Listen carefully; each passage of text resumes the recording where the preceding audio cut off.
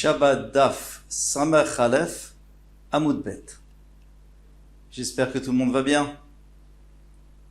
Eh bien, nous avons vu juste avant, dans la Braïta, nous avons vu une Braïta qui nous disait que un kémia, donc une amulette, qui a guéri 3 fois, eh bien, elle s'appelle compétente. Et comme elle est compétente, on peut sortir avec pendant le Shabbat pour se soigner. On a l'impression que même si elle a servi 3 fois au même homme, parce qu'il était 3 fois malade, elle est compétente. C'est ce qui ressort de la Braïta. Eh bien, chez nous, on va voir un peu différemment.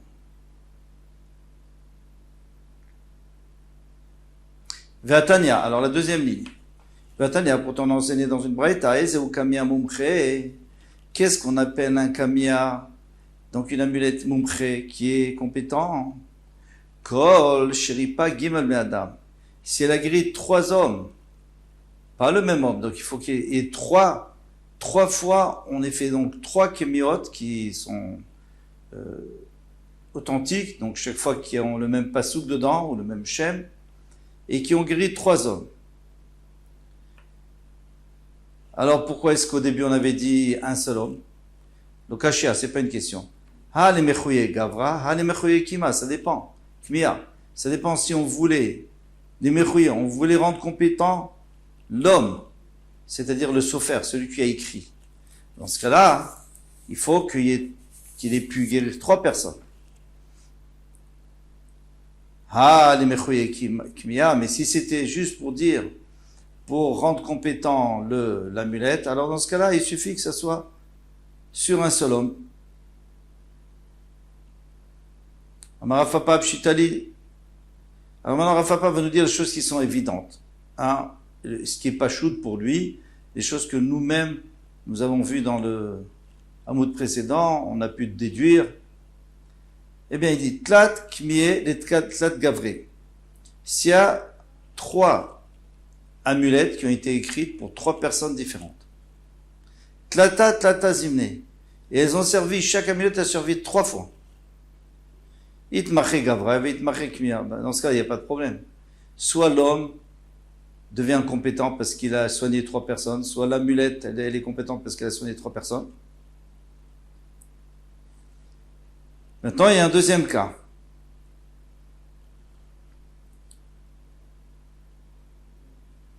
Tlata kmiye et tlata gavré. Chad zimna. Il y avait 3 kmiye pour 3 personnes. Il y avait 3 amulettes pour 3 personnes. Et c'est une seule fois. Ils ont utilisé chacun une fois. Gavra itmaché. Donc l'homme, lui, c'est sûr qu'il est compétent parce qu'il a réussi à soigner 3 personnes. Kmiya lo itmaché. Mais le kmiya non, parce que comme chaque personne c'était une autre maladie, donc l'amulette c'était pas la même. Donc on peut pas dire que ce genre d'amulette a déjà soigné 3 fois, elle a soigné qu'une fois. Troisième cas, Chad Kamia les Tlata Gavré. Donc on a utilisé le même Kamia pour 3 personnes différentes, avec le même shem, la même composition. Eh bien, Kamia itmaché. Dans ce cas, le Kamia, lui, il est compétent, parce qu'il a guéri 3 hommes. Gavra, le itmaché. L'homme, non. Pourquoi? Parce que l'homme n'a pas soigné 3 hommes différents. C'était les mêmes, c'était la même maladie. Il aurait fallu pour être moumpré, il aurait fallu qu'il soigne 3 maladies différentes. Là, c'était la même maladie, donc ça va pas. Ce qu'on a vu là, c'est simple. Maintenant, Baï Rafapa lui va poser une question. Tlatak miye lechad gavra. Si on a écrit donc 3 kmil pour la même personne, mais avec 3 maladies différentes, est-ce que ça pourrait rendre le sofer compétent? Maï, Kemia vadaïlo itmaché, le Kemia lui-même, c'est sûr qu'il n'est pas compétent parce que comme il y avait 3 kémines différents pour 3 maladies différentes, donc chacun a servi qu'une fois, c'est pas bon, il faut qu'il serve 3 fois. Gavra itmaché, mais peut-être qu'on pourrait dire que l'homme, il est compétent. Pourquoi l'homme est compétent? Parce que il a guéri 3 maladies différentes. Donc il sait écrire les kmin. Olo itmaché. Ou alors on peut dire que non. Peut-être que l'homme non plus n'est pas compétent. Pourquoi? Miamrinan. Est-ce qu'on va dire ah c'est Odilma? Est-ce qu'on va dire pour l'instant il a guéri donc c'est bon. Odilma mazla de Aïgavra ou de Kamekabel Tava. C'est le mazal de cet homme-là. Parce que cet homme-là, il a un mazal spécial. Que lui, il est très sensible au ktava, à l'écriture qu'il y a dans ses amulettes. En réalité, ces amulettes ne sont pas tellement compétentes, mais comme lui, il est très sensible, donc il se guérit très vite. Donc on a toujours ces deux possibilités. Est-ce qu'on dit, il a guéri, tant mieux, il a guéri 3 fois, donc c'est très bien. Ou alors on dit que c'est que pour lui, mais qui dit que pour une autre personne ça servirait. Donc s'il y avait une autre personne qui aurait voulu prendre un caméa chez lui et sortir le Shabbat, il ne pourrait pas. Tékou, il n'y a pas de réponse. Et comme il n'y a pas de réponse, eh bien, on est obligé de faire la khumra, on n'a pas le droit de sortir avec. Iba Eléo, maintenant une autre question. Kmin yeshbaim mishum gdusha, odilmain baim mishum gdusha. Est-ce que la caméa c'est kadosh ou c'est pas kadosh? Alors il faut comprendre pourquoi. Les maïl cheta. Qu'est-ce que tu viens de nous dire? À propos de quelle question de Gdusha, de sainteté? Il est malé atsolinu mipne adleka. Maintenant, peut-être que la question elle était, est-ce qu'on peut les sortir de l'adleka? Par exemple, il y a un incendie, Shabbat, on a le droit de sauver tous les kitvei à Kodesh, les Sifrei Torah, les Megillah, tout ça, on a le droit de les sortir, même dans une cour qui n'a pas été Meurevet, sur laquelle on n'a pas fait des Hérouvines, parce que d'après la Torah, on a le droit de porter. C'est les Chachamim qui ont fait une zera, mais ils n'ont pas fait dans un cas de bisayon où on va laisser brûler des Sfarim. Alors, est-ce que, si tu dis que c'est Kadosh, alors cette amulette, là, si elle est quelque part dans une armoire, si la personne, elle l'utilise, si elle peut même sortir dans le Shtarabim, il n'y a pas de problème. Mais si elle l'utilise plus parce qu'elle est guérie, par exemple, est-ce qu'il y a encore une doucha ou pas? La Gemara répond, elle dit, Tashma abrachot vakemin. Les brachot. Alors les brachot, c'est avant on n'écrivait rien, on n'écrivait que Torah Shebirtav. Et ensuite on a commencé à écrire les brachot, les tfilot, tout ça, on a écrit pour que les gens se souviennent parce qu'on a la mémoire abaissée. Alors les brachot qui sont écrites, Ve'av kemin et justement les amulettes avec les psukim qui sont dedans. Afal pishesh baim otiot, bien qu'à l'intérieur il y a des noms, il y a des lettres. Alors il y a des lettres. Et puis quand on met les lettres ensemble, ça fait le nom d'Hachem. Ou Meinyanot Harbe, ou alors Sheba Torah, ou alors des psukim qui viennent de plusieurs parshiot de la Torah. En Matilimotam ibn Adeka, on n'a pas le droit de les sauver de l'incendie. Nisrafim bimkoman, et on les laisse là-bas, elles brûlent, tant pis. Donc tu vois que la Gdusha des amulettes, elle n'est pas très grande. Et c'est considéré comme si c'est pas, en tout cas, au niveau de transgresser un Issur de Rabbanan Shabbat, ça, ils n'ont pas la Gdusha. Donc on ne parle pas de ça. Alors, à propos de quoi on va parler? Et là, les Nyan Gniza. Est-ce qu'on est obligé de les mettre à la Gniza ou pas? Comme tous les Sfarim, on est obligé, une fois qu'ils sont abîmés, on les met dans une Gniza, on les enterre. Est-ce que là aussi, il faudra les enterrer? Tashma, viens écoute, Ayakatu Valiadot Akelim. Il était écrit sur un manche, par exemple un manche d'une casserole, ou al-karamita, ou alors sur les pieds d'un lit. Qu'est-ce qu'il y avait écrit? Des shemot, des psukim, des noms d'Hachem.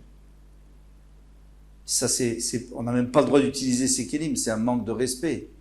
Qu'est-ce qu'on fait? Yagoud, il doit couper, donc il doit enlever une couche de bois avec le nom d'Hachem dessus, ve'egnizenu, ou avec les psukim, hein. Et après, il le met à la Gniza. Donc, a priori, c'est sûr qu'on ne peut pas laisser traîner. On doit les mettre à la Gniza, parce qu'il y a des psukim. Et là, les kanes baem bebetakise. Alors maintenant, moi, mon problème, c'est si on a le droit d'entrer betakise avec. Parce que les autres genres d'alacha qu'on aurait pu... on ne peut pas se poser de questions, parce que le feu, c'est pas shoot qu'on les sauve pas. Les enterrer, c'est pas shoot, c'est simple qu'il faut les enterrer. Maintenant, est-ce que quelqu'un peut rentrer au Beth HaKisei avec cette amulette? Mike, quel est le din? Alors, c'est une question très importante, parce qu'il faut savoir, est-ce qu'on la garde, on l'enlève? Yesh baim gdusha, fait assir. Il y a de la gdusha, et c'est assur au dilma, en baim gdusha, veshari, on aurait le droit. Tashma, viens, écoute. Velo bekamia bisman shelo min hamumche. On n'a pas le droit de porter Shabbat un kamia à une amulette qui vient pas d'un compétent. Ah, min hamumche, j'en déduis que si ça vient d'un compétent, on a fait qu'on a le droit de sortir, hein, on a déjà vu. On a le droit de sortir Shabbat avec une amulette qui vient d'un homme compétent parce qu'elle soigne, et comme elle soigne, c'est comme un malbouche, c'est comme un habit qui nous protège. Mais si tu me dis que les kimin, ils ont de la gdusha, alors, et qu'on ne peut pas aller aux toilettes avec, et s'il me dit les mitzrich, les Beth HaKisei, une fois il sera dans la rue, dans Shtarabim, Shabbat, il aura besoin d'aller aux toilettes, il va atteler Dvinu, Arba Amot, Birshut et il va les porter 4 amot, parce qu'il va les enlever avant d'aller aux toilettes, et il va les porter 4 amot dans Birshut Harabim. Alors, on est obligé de dire qu'il n'y a pas de gdusha, parce que s'il y avait une gdusha, ça ne serait pas possible de les porter Shabbat. Achabema Yaskinan. Alors, il nous dit, mais non, là-bas, on parle de quelque chose de spécial, là-bas. Bekemia Shelikarin. On parle d'un kamia Shelikarin. Ikarin, c'est-à-dire qu'il y a des plantes dedans. Donc là, c'est sûr qu'on a le droit de le porter pendant le Shabbat, parce que pour entrer aux toilettes avec, il n'y a aucun problème. C'est les plantes qui soignent, c'est pas les shémotes. Ve'atanya, la Gemara dit non, on n'est pas d'accord. Pourquoi? Parce qu'il y a une braïta qui nous dit Chad Kamia Shel Ktav et Chad Kamia Shel Ikarin. Il n'y a pas de différence. Avec les deux, on peut sortir, même s'il y a un Ktav, même s'il y a des psukim. Alors, c'est Kadosh ou c'est pas Kadosh? Et la Chavema Yaskin Bechole Shesh Bo Sakana. On parle d'un malade qui est en sakana, il est en danger. Et lui, il peut sortir avec. Pourquoi? Parce que s'il va aux toilettes, il rentrera aux toilettes avec. Parce que s'il l'enlève 2 minutes, c'est dangereux. Il est en danger, il ne peut pas l'enlever. Alors, puisqu'il a le droit de rentrer aux toilettes avec, donc il a le droit aussi de sortir dans le Shtarabim. Sous-entendu, s'il n'a pas le droit de rentrer aux toilettes, donc il ne peut pas sortir dans le Shtarabim. Même si il est en danger. Pourquoi? Parce que il n'a qu'à pas sortir, qui lui a demandé d'aller dans le Shtarabim, qu'il reste à la maison. Mais puisqu'il a le droit de rentrer aux toilettes, alors on peut laisser aussi sortir dans le Shtarabim. Vatania, et pourtant on a vu une braïta qui nous dit Echad Choleh Shesh Bo Sakana, soit un malade qui a une sakana, qui est en danger, Echad Choleh Shesh Bo Sakana, ou qui n'est pas en danger, il peut porter cette amulette, et pourtant il n'est pas en danger. Donc puisqu'il n'est pas en danger, il peut l'enlever pour entrer au Beth HaKisei. Et comme il peut l'enlever pour entrer aux toilettes, donc il risque de le porter dans le Shtarabim, alors pourquoi on laisse sortir avec pendant Shabbat? Donc on va répondre, il a Kevan Demassé, puisque ça le guérit, ça le soigne. Ici on parle même celui qui n'est pas en danger, mais ça le soigne quand même finalement. Afadgav Denakit le Biadé, même si il le prend dans la main pour aller au Beth HaKisei par exemple, Nami Shapir Damé, c'est bon, il a le droit. Pourquoi? Parce que ça continue à être un soin. Même dans sa main, ça continue à le soigner. Et alors, il n'a pas fait de issour de sortir avec dans le Shtarabim parce que c'est comme par exemple quelqu'un qui aurait une bague ou quelque chose dans sa main et qui doit être là pour le soigner. Donc, ça serait moutard. Bon, après là-dessus, il y aura une question. Bezrat Hashem à demain. Aslacha v'kol touv.